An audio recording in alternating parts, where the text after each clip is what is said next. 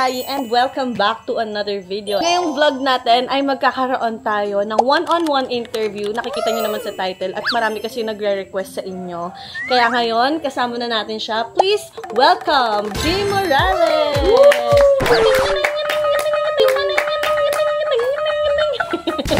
Uy, gogolit naman siya. Ang oras po natin ngayon ay 12:53 AM na. So, hahabulin namin to para tomorrow, medyo mas chill na lang yung araw namin. Kamusta ka naman, Choy? Okay naman. Ba't ka nakasya?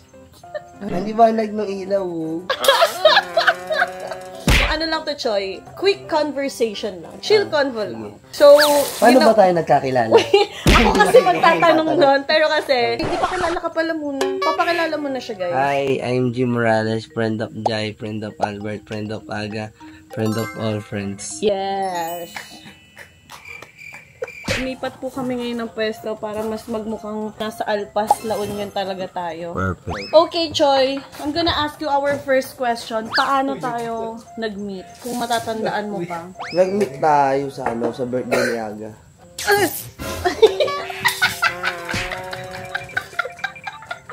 Tingnan mo, may ipit! Oh, darkness, my old friend. Oh my God! Tingnan mo, may ipit!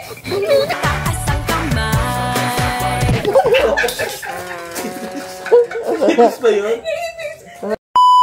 May commercial sorry, guys!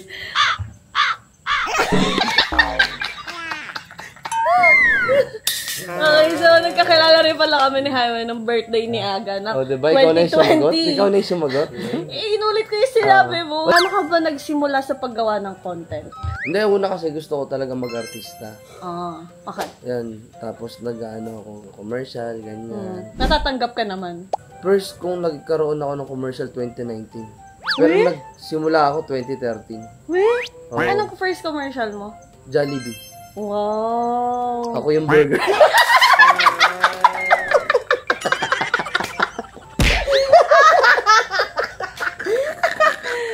if you don't mind, how much ang una mong TF sa Jollibee, sa commercial mo na yun? 20K. Malaki na yun. Saya ko nun. 2019. Magkano pagka na supporting role ka lang? Mukha magka-cameo ka, gano'n. 5,000 Per day. Oo, per Tapos day. whole day na shoot. Hindi naman. 2 minutes lang po. 디스커스팅한 냄새가 나요. 2018, doon ako unang nakilala. 2017, wala pa akong pangalan na. Wala lang. Ang tawag siya? Hoy! Hoy! Kuya! Kamusta ka na? Hoy, kuya. 2017 yata ako unang nag-vlog sa YouTube. Kasi first ko dito sa LU. Unang vlog ko LU. Sa YouTube. Kasi parang napansin ko kung saan ako napupunta. Tapos, hindi ko na lalagyan ng memories. Yun na, full memories. So, ang pinaka-goal mo before gumagawa ka ng content para pang sa memories. So, parang... May babalikan ka. Babalikan ako kung mawala man ako sa mundo. Diba? Iba yun, parang papanoorin. Okay, so ano ba yung pinaka-nag-viral mong video or favorite mong content so far? Hotdog. Yung hotdog. 핫도그. Ayan! Natanong ko yan kahapon kay Jaime. Ano bang ginawa niyo nun? Trekking? Kawasan pulse yun eh. Ay, tatalon? Tapos tatalon-talon. Akala ko naman, talon agad. Yung pala lalakad ko pa ng kung saan-saan. So, totoo yung hingal mo? Oo, tapos sabi ko kay Gian, shoutout sa'yo Gian. Sabi ko, pre, videoan mo ako. Humihingal ako. Tapos sabi ko, lumapit ka lang. Paglapit ko, wala akong naisip. Bigla sabi ko, hotdog. Actually, mataba utak ni Jaime sa mga kalokohan talaga. Mataba Number 1. Okay, next question, Choy. May mga nagtatanong din kasi if bading ka ba talaga in real life, Bex? Hindi po, straight ako. Pero naggalaw ko ngayon, nagiging bading ako. Papansin si Aga, napansin niya yung galaw ko sa basketball, parang nagiging bading. Sinawa ako Question, anong naging struggle mo sa pagiging content creator? Tsaka, naisipan mo na bang mag-quit? ilang beses, no? Mga ilan? 37? Pero maraming ilang beses na, parang YouTube, pinipilit ko. Tawag ito, hirap Tomas. Dumami yung subscribers ko dahil sa atin, magkakasama tayo. Masaya ako nung nag-20K ako. 2020 yun. Oo, 2020. Pero hindi naman malaki kinikita nun. Unang sweldo ko sa YouTube, 8K. Ang saya ko na nun. Pero even before pa naman, nag-YouTube ka na nagmumukbang ka na, pinapanood na namin. Meron kami nila Jepoy dati. Oo, tsaka yung mukbang niya ng chicharong bulaklak na 1 kilo, kaya na siya high blood ngayon dahil doon. Pati suka, iniinom ko na, adik na ba ako? Sanay ka na, mag-trending ka ng 3 araw, may mga video ka mataas, biglang babagsak.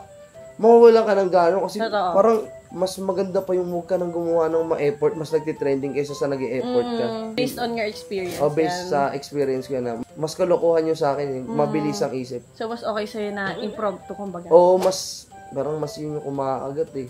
Sapat ba ang iyong kinikita? Or may iba ka pang pinagkakakitaan? Dito nyo na po malalaman. Bukod sa pagiging content creator, syempre nandiyan may family business kami. Mahirap mag full-time creator pag may budget ka na, ito na lang talaga yung pera mo. Parang pag pinilit mo yung content creator na nagsisimula ka pa lang, tapos hanapin mo yung content mo, mauubos ka eh. Parang biglang papasok sa'yo, mali itong desisyon ko. Sana pala nagtrabaho ako, nagsabay ako ng content creator. Pwede mo naman pagsabayin eh, di ba? So, yun yung ginagawa mo ngayon? Yun yung ginagawa ko, na mas lamang yung content creator na napapagalitan na ako ng magulang. Bakit? Ha? Bakit? Bakit nasaan ka na naman? Wala ka na naman pala sa building. So, si Jaime kasi ang dami niyang friends. Sa mga content creator na kilala mo, meron ka ba sa tingin mo na mahirap makausap? Or may naranasan ka na ba na hindi maganda sa content? Isang content creator? Ako meron ako. Ito yung, hindi ko siya kilala. Uy, paano mo nalaman na content creator siya? Nakita ko nagbibideo siya sa TikTok. Kasi sanay ako, ngumingiti ako. Normal yun eh, pag nasa kayo gatherings, diba? Kasama ko. So, kinakausap siya. Ako, syempre ako ngumiti. Ilang beses ako ngumiti sa kanya, hindi ako ngumingiti. Talagang tinignan na ako. Tinarayan ka? Tinarayan ako. Hindi mo na siya tinignan after? Oo, kasi kausapin ko pa siya, parang nangihingi pa ako sa kanya ng validation? Oo. Wow, Hindi kinantuhan ko na lang siya. Next question, ano yung pinangarap mo sa buhay mo? Pinapangarap ko talaga yung parang, yung tingin sa akin ng ibang tao, maging kapareso sa inyo. Pero nakikilala ka na, di ba? Oo, kasi minsan, may sarili ka ayun, na alam ni Albert nabubuo yan. Salamat niya ako, Albert. Pinapakilala ko yan. Ito po, content creator po yan. Kasi yung akala nung iba, tauhan ni Albert. Nakita niyo yung mukha niyan. Since actor ka and content creator, ano yung mas fulfilling sa'yo? Parang ngayon, content creator. Malaya ako eh. Pero gusto kong actor kasi iba yung passion mo talaga umacting. Kaya hindi man ako magaling luminya, hindi man ako kasing galing nung iba. Pero gusto kong umacting, gusto kong umiiyak eh, pero hindi ako pinapayak ng director. Pero to be honest, sobrang galing ni Jaime sa pag-acting talaga. Sa postmortem, guys, si Jaime talaga pinakamagaling for me dun sa movie na yun. Hindi naman, gagi. Sa ating mga content creators na nando doon, si Jaime may pinaka-natural na acting. Nung interview ko, sabi mo ako pinaka-magaling. Magaling ka din, pero kasi... Kahit wala ko sinabi. Nagtatangpong friend. Bakit ako yung sasabihin mo nagturo sa'yo na masama? Ikaw nga pinakamagaling dyan eh. Anyways, ano masasabi mo, Choy, sa mga nagsisimulang gumawa ng content? Mas madali ngayon. Kasi dati, yung pag nagawa ka ng content, pinagtatawanan ng iba eh. Parang mukha ka naman tanga, yung nag-aan ako, pipiling ka pa. Ngayon, sobrang dali na. Pag sumikat yung gumawa ka lang ng ganito, ganyan. Parang pwede lang dire-diretso. Oo, yung gayahin lang content sa ibang bansa. Sobrang dali na mas malaya na kasi ngayon at saka mas open-minded na yung mga tao. Hindi yung kaparehas ng dating pag sinabi kang, gagi, vlogger yan. Diba yung pag sinabi ka dati, vlogger yan. Totoo. Ayan. So ano, sinagot mo ba ako? Ano man tanong ko sa'yo? Ano yung payo doon sa ano? Anong pinayo mo? Wala ba? Magpayo ka. Yung payo ko, kung trip nyo talaga mag-content yung parang gawa-gawa ng video, tuloy nyo lang. Basta wag lang kayo nakakatapak ng tao. Lalo na kumukhang tayo. Anyways, may dadagdag ka pa? Laging tandaan, kung hinahabol nyo dyan yung pera, hindi madali. Pero pag hinahabol mo yan yung memories, pati yung saya, yung lap trip, ang pangarap ko lang, makita ko si Kung. Totoo. Sobrang idol niya. Totoo. Ngayon, sabi ko nakakapunta na ako sa Team Payaman. Nakakausap ko na si Kung ng normal. Nakaka-video call niya pa. Oo, sabi ko, gagi, iba yung starstruck ko talaga kay Kung. Masabi mo, makita mo lang ako, okay ka. Ba't si Kung na ngayon? Ayan guys, so isang magandang palitan ng conversation ito nangyari sa aming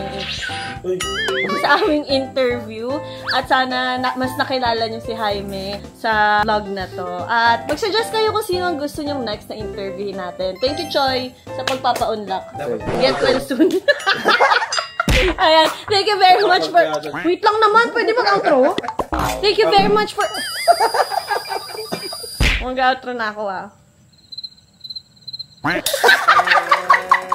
Hindi na, mag-outro ka na dyan. Okay, sige. At dito ko na po dito ko na po tatapusin ang video na to. Thank you very much for watching. I hope you enjoyed and if you did, please like and subscribe and I'll see you on my next vlog. Bye! Ito nga.